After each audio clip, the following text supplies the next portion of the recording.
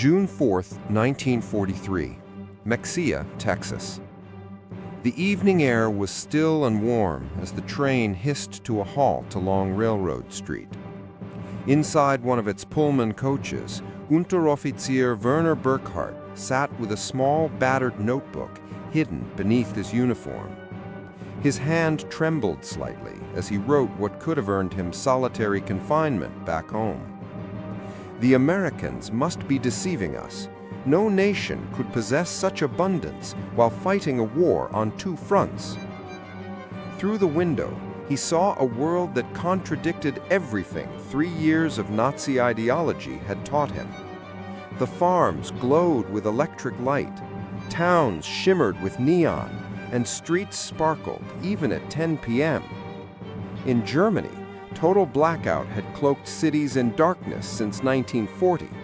Rural electrification barely touched a fifth of German farms before the war. Yet here, in what Nazi radio called a decadent collapsing America, electricity seemed endless, flowing like water, bright as daylight. That night, 1,850 veterans of Erwin Rommel's Afrika Korps stepped down from the train, not from freight wagons or cattle cars, but from passenger coaches with cushions, bunks, and dining service. The people of Mexia had gathered in silence to watch their arrival, fascinated, curious, unsure.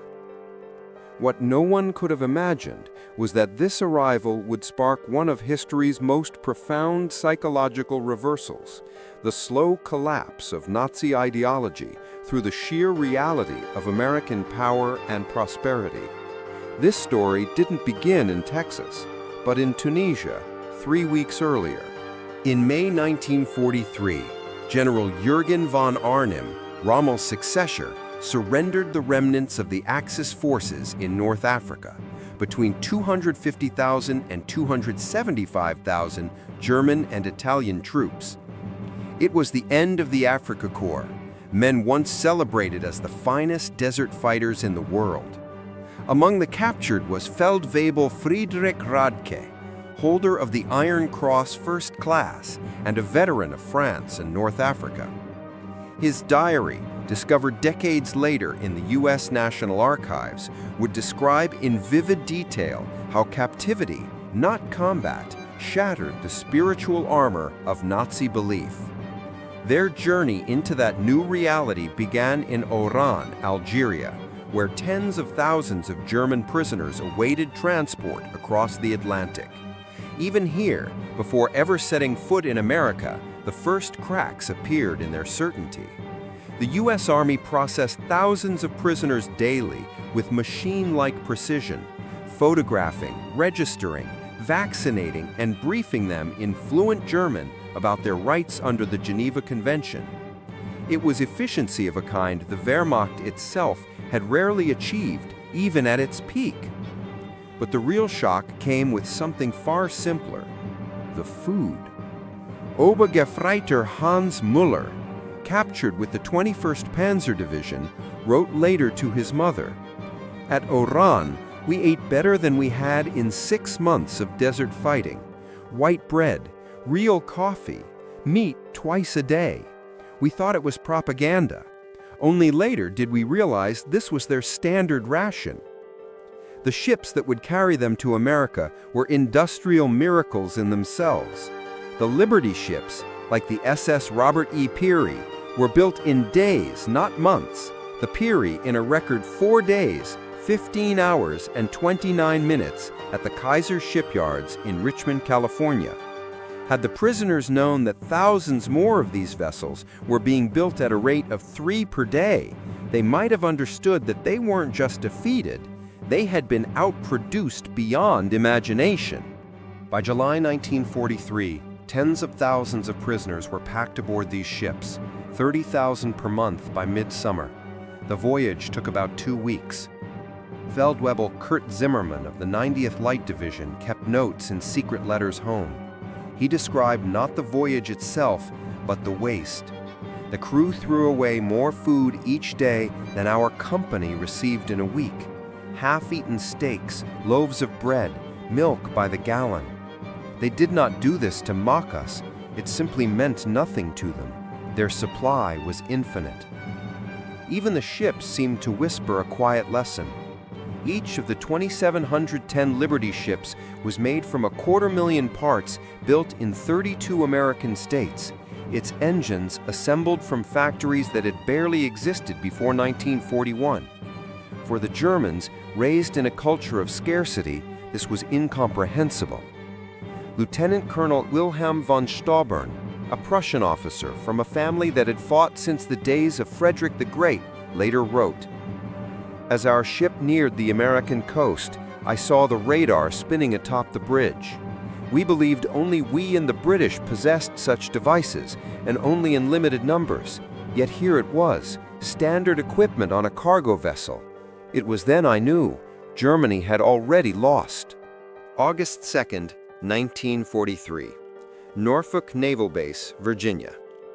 As the prisoners stepped onto American soil, any last illusions of Nazi propaganda disintegrated. The Norfolk base sprawled across thousands of acres, with cranes moving ceaselessly over dozens of ships. In a single day, this one harbor handled more tonnage than Hamburg managed in a week.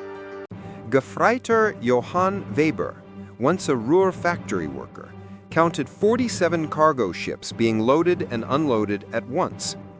The cranes lifted enormous containers as if weightless, powered silently by electricity instead of choking coal smoke. Then came the most surreal discovery: private cars.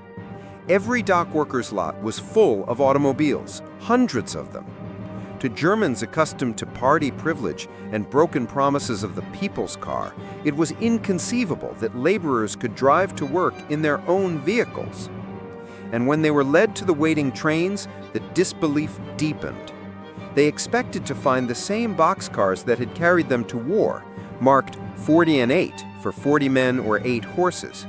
Instead, they boarded Pullman passenger coaches with padded seats that turned into beds, dining cars with real silverware, and observation decks with panoramic windows.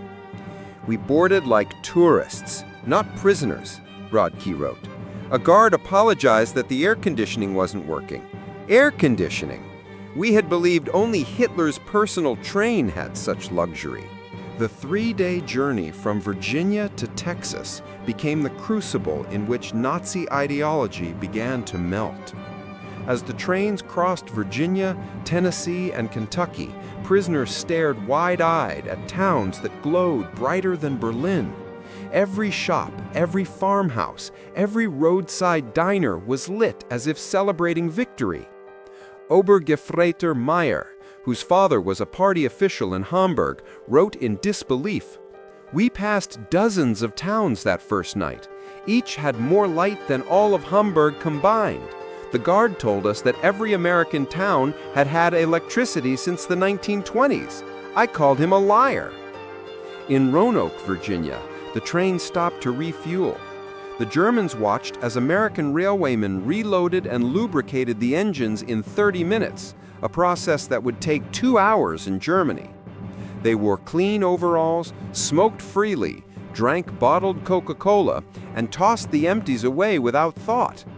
Feldwebel Heinrich Miller, an engineer before the war, estimated that the yard used more electricity in an hour than his entire Berlin neighborhood used in a day. "The waste was magnificent," he wrote. "Lights burned in empty buildings, fans spun in vacant rooms. It was the carelessness of infinite wealth." As the trains entered Kentucky, factories appeared: steel, aluminum, chemicals, each dwarfing anything the Germans had ever known. At the Alcoa plant in Tennessee, furnaces consumed 175,000 kilowatts, more than the whole city of Munich. Near Louisville, vast synthetic rubber plants rose from fields that had been empty 18 months earlier, churning out 800,000 tons annually, 7 times Germany's best output. Lieutenant Erich Hoffmann, a chemist from IG Farben, realized the implications instantly. Each of these plants was more advanced than any we had built, and there were 4 in one city. They told us dozens more existed across the country. Outside Detroit, the trains slowed as they passed a monstrous structure stretching to the horizon, Ford's Willow Run plant. Built in just 9 months, it produced a B-24 Liberator bomber every 63 minutes. Over 42,000 workers assembled aircraft from more than 1.5 million parts, powered by electricity that exceeded the consumption of the entire city of Cologne. Unteroffizier Helmut Werle, a Luftwaffe pilot shot down over Tunisia, counted 17 bombers in assembly as his train rolled past. He was told American planes were poorly made, fragile, built by amateurs. But he saw the lines, the precision, the scale. They were not inferior, they were simply endless. Crossing the Mississippi River into St. Louis, the Germans watched barges carrying mountains of grain, more than Germany's entire 1942 harvest. Grain elevators stretched for miles, each one tall enough to feed a city for months. A Bavarian farmer's son, Carl Schmidt, recorded in his diary, "They move food as we move ammunition, in endless quantities, with no fear of shortage. I watched them load one barge with enough wheat to feed my entire village for 5 years. The crane operator ate a sandwich thicker than our weekly ration." When the trains finally stopped in Kansas City, the air itself carried the smell of abundance, beef and grain, smoke and coffee. Corporal Paul Fisher, one of the prisoners, wrote, "They ate meat as we ate bread. No, that's wrong. They ate meat as we wished we could eat bread. The guard bought us hamburgers, meat, cheese, vegetables, all for 15 men with $1, and this was ordinary food." By the time they reached Texas, disbelief had turned to quiet awe. The destination was Camp Hearn, Texas, completed in just 4 months. It housed nearly 5,000 prisoners in conditions that few German civilians could imagine. Electric lights, hot showers, flush toilets, steam heat. Each barrack built from more lumber than an entire German village.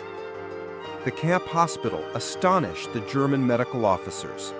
Dr. Friedrich Bauer, chief surgeon of the 164th Light Division, found X-ray machines, surgical tools, and medicines long vanished from German hospitals. "They had penicillin," he wrote, "and used it freely, even for prisoners with minor infections. German soldiers were dying for lack of sulfur drugs, and the Americans gave us their most advanced medicine without hesitation." The kitchens were even more shocking.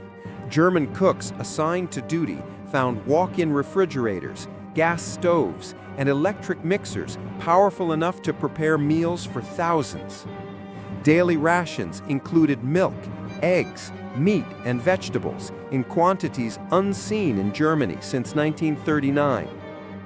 Feldwebel Otto Krebs, a hotel chef from Munich, wrote, "We threw away more food today than my family has seen in 3 years. The surplus was not spoiled, but just regulation. 10% extra in case anyone went hungry. I wept as I threw good bread into the garbage." By September 1943, prisoners began to work outside the camp, on farms and factories across the South and Midwest. What they saw there would destroy the last remnants of Nazi certainty. They were witnessing the true weapon of America, production without limit. By autumn 1943, America's war industries demanded hands, millions of them. To fill the gap left by soldiers sent overseas, the U.S. government began deploying its newest workforce, German prisoners of war. It was a calculated decision, but one with unintended consequences. In placing the enemy amid the fields and factories of the American heartland, the United States unknowingly launched one of history's most successful psychological campaigns. Every truck ride, every workday, every meal became a lesson in the limits of Nazi propaganda. Groups of POWs were trucked daily from their camps to cotton farms, canneries, and lumber mills. There were no blindfolds, no propaganda banners, no attempts to conceal what they were seeing. They traveled freely through a world that shouldn't have existed according to every belief they had carried from Europe. Unteroffizier Herbert Lang, assigned to a cotton gin near Houston, recorded what he saw. The machine processed more cotton in 1 hour than my entire village could have done in a month. The farmer was not a nobleman, not a party member, just a farmer. Yet he had electricity, 2 tractors, running water, even a car. His workers, including Negroes, ate lunches bigger than our rations. And this was ordinary life. The Colorado River Authority, whose power lines stretched across the plains, symbolized something larger than technology. It symbolized equality. Electricity did not belong to the elite. It belonged to everyone. Nazi Germany had promised its people a new order built on strength and privilege. America had built one on light and abundance, and it worked. In Nebraska, German prisoners worked the vast sugar beet fields that rolled endlessly toward the horizon. They watched combine harvesters devour the land, metal beasts that did the work of 100 men in a single day. Gefreiter Wilhelm Hoffmann, once a farmhand from East Prussia, wrote, "A 16-year-old boy drove a tractor worth more than my father had earned in his life. When I said this, he laughed and said it wasn't even a good one. His father was waiting for a newer model." To the Germans, used to scarcity and rationing, the casual wealth of America was surreal. Everything here was built on a scale they could not comprehend. Machines as large as houses, silos taller than church towers, roads that stretched without end. For many, the first signs of doubt began to bloom amid the rows of wheat and corn. If America was truly the decadent, decaying society their leaders described, how could it produce such abundance in the middle of a global war? Even their overseers seemed confused by their disbelief. One Texan farmer told a prisoner with a smile, "Son, this ain't special. This is just how we live." That sentence alone broke more ideology than 1,000 Allied leaflets ever could. Geneva Convention rules forbade POWs from working in direct war production, but they could work in industries that supported the war effort: food processing, agriculture, lumber, steel, and power plants. That small loophole allowed thousands of German prisoners to walk through the very heart of America's industrial engine. At a Campbell soup factory in New Jersey, a group of captured soldiers watched endless conveyor belts moving beneath hissing steam and blinding light. Stabsfeld-Weibel Ernst Wagner, who had once worked in a food plant in Saxony, could hardly believe what he saw. One woman managed controls that would have needed 50 workers in Germany. Machines filled cans automatically, sealed them, labeled them, and sent them down the line. The entire process took minutes. She drank coffee and listened to the radio as it all happened. Across the nation, they saw factories run by women, elderly men, and even teenagers, yet production outstripped anything the Reich had ever achieved. Outside Detroit, prisoners unloading coal at a power station gazed at the sprawling complex of the River Rouge plant, where 100,000 workers produced jeeps, tank engines, and aircraft parts day and night. The plant consumed 1.5 million kilowatt-hours of electricity daily, more than all of Hamburg. Thousands of cars filled the workers' parking lots. Obergefreiter Franz Kellner recalled, "We were told the working class in America lived in misery, yet these workers owned cars. Many owned 2. The guard told us some even took vacations every year. We thought he mocked us, but later we saw it was true." By late 1943, U.S. intelligence officers monitoring the camps began reporting what they called ideological disintegration.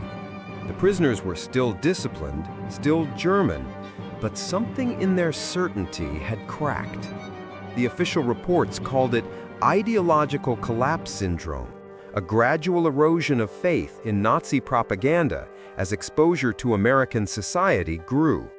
Major Paul Newland of the Provost Marshal's Special Projects Division noted in December, "The most fanatical among them have fallen silent. They no longer argue against our statistics. They have seen the proof. They maintain loyalty to Germany, but no longer to Hitler." Even within the camps, this transformation became visible. The German-run newspapers, produced under American supervision, began to change tone. The Der Ruf newsletter at Fort Kearny, once defiant and nationalist, slowly shifted toward discussions of democracy, philosophy, and rebuilding. Censorship wasn't necessary. The change came naturally. Lieutenant Hermann Gutz, a former officer of the 10th Panzer Division, wrote in a censored letter home, "We were told America was weak, ruled by Jews and money, incapable of unity. Every day here I see the opposite. This is the most organized and powerful nation on earth." When Italy surrendered in September 1943, American authorities created Italian service units, groups of cooperative Italian POWs who received better housing, pay, and freedom of movement. The Germans watched in silence as their former allies ate in American restaurants, worked freely alongside American civilians, and even dated local women. Unteroffizier Friedrich Schultz recorded the effect this had on camp morale. "We had treated Italians as inferiors, yet the Americans treated them better than we ever did. They showed no hatred, only trust.